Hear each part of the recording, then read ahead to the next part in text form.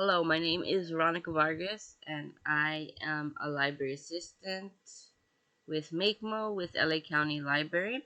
With this video, I will show you a quick instructional explanation on how to make a DIY face mask. I have included the link in the video description, and I encourage you to read through the instructions after you watch this clip. Feel free to pause and rewind when you need to. For this project, you will need the following: pre-cut fabric, ruler, measuring tape, pins, scissors, sewing machine, the thread and bobbins, as well as iron. First step is you need to have the materials pre-cut. So as the instructions say, you need 2 pieces of the 7x9, 2 pieces, it's an 1.5 inches by 6 and an 1.5 inches by 40. And when it says press, is you're gonna iron it. When you fold it in half, it's a 1/4 inch, so 1/4 of the ruler, the diameter of what you're gonna fold. So go ahead and press the long pieces as well as the short pieces. The string spool on pin. Pull string across top of machine towards the spring and latch. Follow the instructions on top of the machine. Latch the string down and then move it up to take-up lever. Make sure you raise the hand wheel counterclockwise so needle is raised. Pass thread through the eye of the needle from front to back. One small tip: if the string is not properly placed in the correct position, you will encounter a stitch that will not hold well. When you encounter this problem, reset the bottom bobbin by tightening the string and then setting it as the instructions state on the bottom of the machine. This should fix your problem.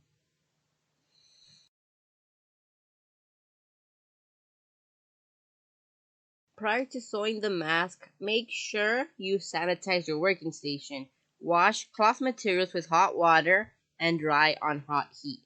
Earlier in the clip, I had the other tip on here, but you can pause on here as well.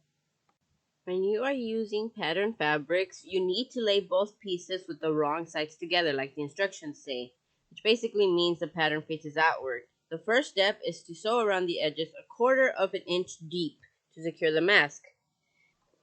When sewing the pieces together, you can continue sewing the full square without cutting each time if you are comfortable doing so. For the purpose of this video, I chose to cut and reposition the mask after each edge was sewn as an easy example.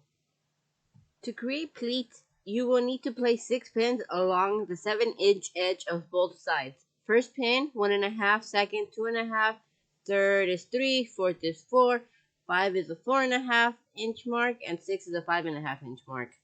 Once the pleats have been set in place, in order to create the pleats, you must first bring the first needle to the second needle and put them together.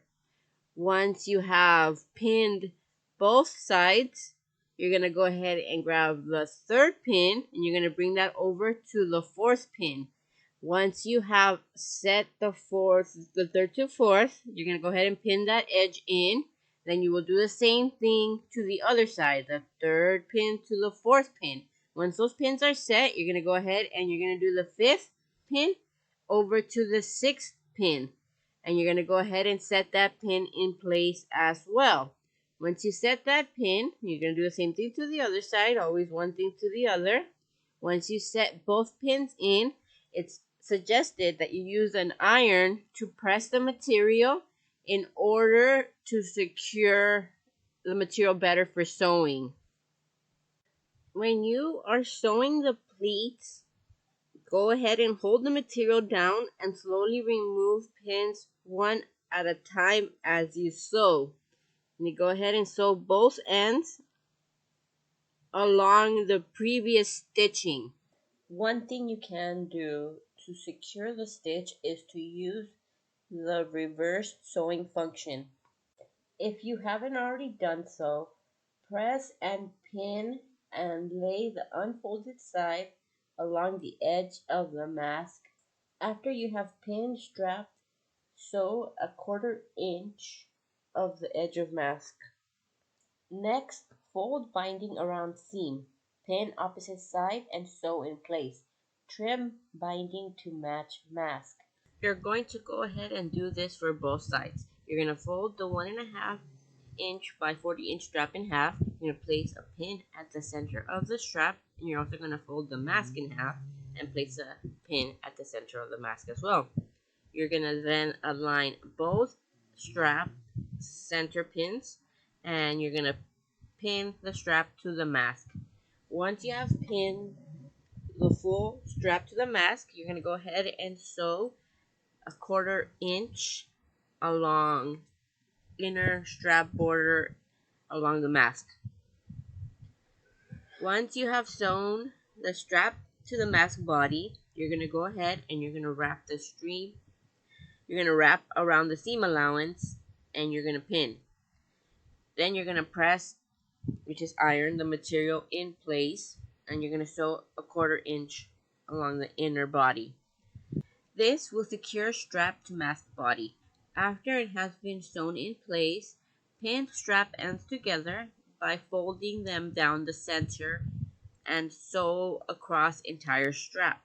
Instructions state to sew across entire mask, but to me personally, I was just doing one strap sewn to the mask body. One last thing I wanted to add, go ahead and click on the link for the instructions on the pattern. It's in the video information. I think it will help you if you have the information beforehand. I apologize for the quality of the video. This is my first time doing this.